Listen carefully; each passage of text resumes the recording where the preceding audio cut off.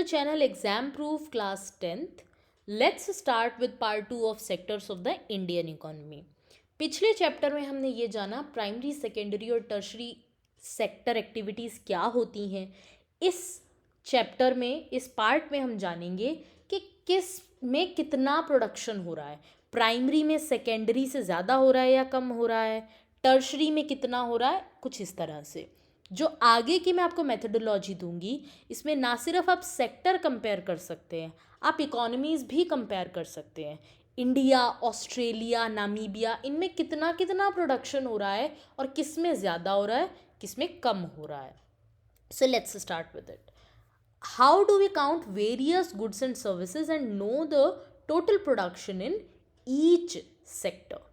अब यहाँ पर आपको टेक्स्ट बुक में थोड़ा सा टिपिकल एग्जाम्पल दिया हुआ है, हम थोड़े आसान एग्जाम्पल के साथ इसको समझेंगे. अब आप समझिए, हर इकोनॉमी में बहुत सारी चीज़ें प्रोड्यूस हो रही है, कार से लेके चेयर तक. एक इकोनॉमी में मान लीजिए 10 चेयर प्रोड्यूस हो रही है, दूसरी इकोनॉमी में 10 कार प्रोड्यूस हो रही है. अब कहने को तो दोनों में 10-10 चीज़ें प्रोड्यूस हो रही हैं, लेकिन आप ये तो नहीं कहेंगे कि 10 चेयर वाली इकोनॉमी बड़ी है, क्योंकि उसमें थोड़ी लेस एक्सपेंसिव चीज़ प्रोड्यूस हो रही है. 10 कार वाली जो इकोनॉमी है वो ऑब्वियसली बड़ी होगी. अब अगर एक ऐसी इकोनॉमी है जिसमें खूब सारी चेयर, कार और बहुत कुछ प्रोड्यूस हो रहा है, तो आप कंपेयर कैसे करेंगे उसको. तो इसका मेथडोलॉजी है ये एग्जाम्पल. फॉर एग्जाम्पल आप समझिए, एक चेयर जो है वो 10 रुपये की है, एक कार जो है वो 50 रुपये की है. दो इकोनॉमी हमने ली है. इकोनॉमी ए में एक कार और 2 चेयर प्रोड्यूस होती है. एक कार का प्राइस 50 रुपीज़, 2 चेयर का price 10 into 2 rupees, that is 70 rupees. Right. तो इसके अंदर कितना प्रोड्यूस हो रहा है, 70 रुपीज़ का प्रोड्यूस हो रहा है. Then we have economy B. Economy B में 2 कार्स हैं और एक चेयर है. तो 2 कार का वैल्यू हुआ 15 इंटू 2 और एक चेयर का वैल्यू हुआ 10 रुपीज़. अब यहाँ पर कितना प्रोड्यूस हो रहा है, सम करेंगे तो इट इज़ 110 रुपीज़ का प्रोड्यूस हो रहा है. तो यहाँ पर हम इजीली बता सकते हैं कि जो इकोनॉमी ए है उसमें कम प्रोड्यूस हो रहा है, कम वैल्यू का प्रोड्यूस हो रहा है, और इकोनॉमी बी में ज़्यादा वैल्यू का प्रोड्यूस हो रहा है.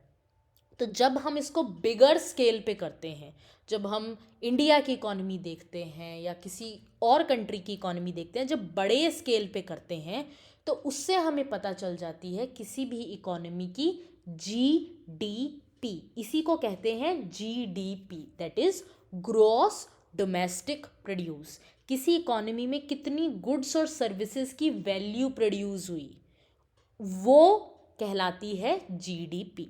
तो इसके डेफिनेशन की ओर चलते हैं हम लोग. पहले उसे समझते हैं, फिर आगे के पैराग्राफ्स समझेंगे. इसकी डेफिनेशन क्या है, यहाँ पे देखो, GDP, gross domestic produce, value of all final goods and services produced with in a country in a particular year. एक साल के अंदर कंट्री के अंदर जितनी भी गुड्स एंड सर्विसेज का वैल्यू प्रोड्यूस हुआ, उसको हम क्या कहते हैं, उसको हम कहते हैं जीडीपी, ग्रॉस डोमेस्टिक प्रोड्यूस. अब इसके अंदर एक वर्ड आप ध्यान दीजिए जो कि है फाइनल. फाइनल वर्ड को आप ध्यान दीजिए. यहाँ पर फाइनल बहुत इम्पॉर्टेंट वर्ड है, और इसी से आपका नेक्स्ट पैराग्राफ जो यहाँ लिखा है वो रिलेटेड है. इन दोनों पैराग्राफ्स में जो लिखा है, जीडीपी के अंदर हम सिर्फ final value of goods and services produce, जो फाइनल वैल्यू है गुड्स एंड सर्विसेज की, वही काउंट करते हैं. इसका क्या मतलब होता है, देखो, 2 तरह के गुड्स होते हैं. एक फाइनल गुड्स होते हैं और एक इंटरमीडिएट गुड्स होते हैं.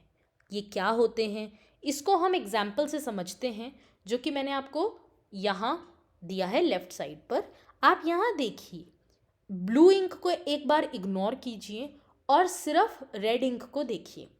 पहले एक फार्मर जो है वो वीट बनाता, वो गेहूं उगाता है. गेहूं को वो एक आटा कंपनी को बेचता है आटा निकालने के लिए. ये आटा कंपनी जो है ये बिस्किट कंपनी को बिस्किट बनाने के लिए अपना आटा बेचती है, और ये बिस्किट कंपनी जो है ये हम लोगों को फॉर कंजम्पशन, हम लोग खाएंगे इसे इसलिए हमें बिस्किट बेचती है। अब यहाँ पे फाइनल गुड वो गुड है जो आगे बेचा नहीं जा रहा है, यानी कि जो हमको मिला, हमने इसको आगे नहीं बेचा, हमने इसको डायरेक्टली खा लिया। और ये जो पिछले जितने भी लोग हैं इन्होंने आगे किसी ना किसी को बेचा है। तो ये जो गुड हुआ ये इंटरमीडिएट गुड हुआ, और जो आगे नहीं बेचा गया जिसको हमने लिया और यूज़ कर लिया, खा लिया या कुछ भी कर लिया, पहन लिया, कुछ भी किया, वो जो गुड हुआ वो फाइनल गुड हुआ। तो जो जीडीपी होती है इसके अंदर सिर्फ जो फाइनल गुड होते हैं हम इन्हीं को काउंट करते हैं, हम ये जो पिछले वाले गुड्स हैं इनको काउंट नहीं करते हैं। ओके, सो अब हम समझते हैं कि ऐसा क्यों होता है, क्यों हम सिर्फ फाइनल गुड को काउंट करते हैं। अब देखो, ये जो 50 रुपीज़ हैं, हमको जो चीज़ पड़ी है 50 रुपीज़ की पड़ी। अब इस 50 रुपीज़ में क्या क्या ऑलरेडी इंक्लूडेड है इसको जानते हैं। सबसे पहले जो ये व्हीट है ये बेचा गया कितने रुपए का, 20 रुपए का। किसको, आटा मिल ऑनर को, जो आटे वाले ऑनर को फार्मर ने 20 रुपए का जो गेहूं है वो बेचा। अब इस आटे वाले ने 20 रुपए का तो खरीदा है, और उसके ऊपर से आटे जो इसने बनाया है उसका जो प्राइस रखा है वो इसने सिर्फ 5 रुपए रखा है। ठीक है, तो ये आगे जो बिस्किट वाले को बेचेगा ये बेचेगा 25 रुपए का। ठीक है, लेकिन ये 25 रुपए सारे इसके खुद के नहीं हैं, इसके सिर्फ 5 रुपए हैं।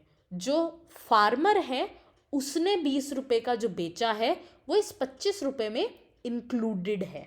ओके, अब ऐसे ही जो ये बिस्किट कंपनी है इसने जो एक्स्ट्रा एडिशन किया है वो सिर्फ 25 रुपए का किया है। ये जो 20 रुपीज़ का एडिशन है और ये जो 5 रुपीज़ का एडिशन है ये पहले ही हो चुका है फार्मर और आटा मिल ओनर के द्वारा। तो ये जो 50 रुपीज़ है इसके अंदर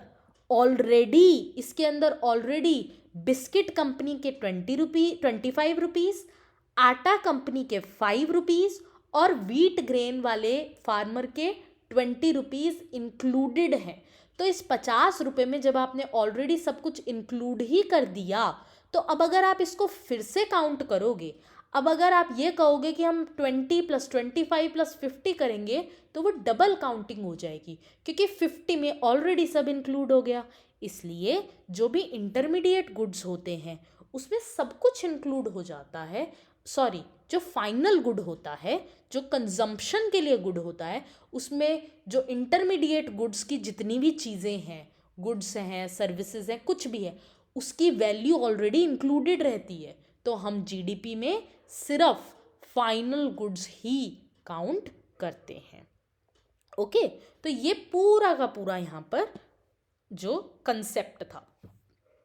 ठीक है, तो ये इसको हम इस तरह से समझते हैं, और यही आपके इस पैराग्राफ्स में दिया हुआ है। You can have a look, and if you have a problem in it you can ask in the comment section, feel free.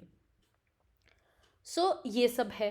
अब in India the mammoth task of measuring GDP is undertaken by a central government ministry.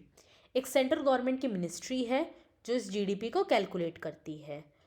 ये ministry जो है ये कई सारे government departments, Indian states, union territories की help लेती है और सारी इंफॉर्मेशन सब कलेक्ट करती है कि किस एरिया में कितना गुड्स और सर्विसेज प्रोड्यूस हुआ है, उसका वैल्यू निकालती है और फिर क्या एस्टिमेट करती है, जीडीपी। अब जो इंडियन गवर्नमेंट है, इंडियन गवर्नमेंट ने जो मेथड यूज़ किया है, जो यूज़ करती है जीडीपी को कैलकुलेट करने के लिए, वो है gross value added method. Gross value added का मतलब क्या होता है, यही होता है जो मैंने आपको अभी बताया। मतलब हर स्टेज पर कितना एडिशन हुआ। इस स्टेज पे सिर्फ 20 रुपीज़ का एडिशन हुआ, इस स्टेज पे 5 रुपीज़ का एडिशन हुआ, और इस स्टेज पे 25 रुपीज़ का एडिशन हुआ। या तो आप इसको काउंट कर लो 20 + 5 + 25। तो अगर हम इसको काउंट करते हैं तो ये होता है वैल्यू एडिशन का मेथड। और अगर आप 50 को काउंट कर रहे हो तो इसको कहते हैं हम एक्सपेंडिचर मेथड, कि कितना खर्चा हुआ।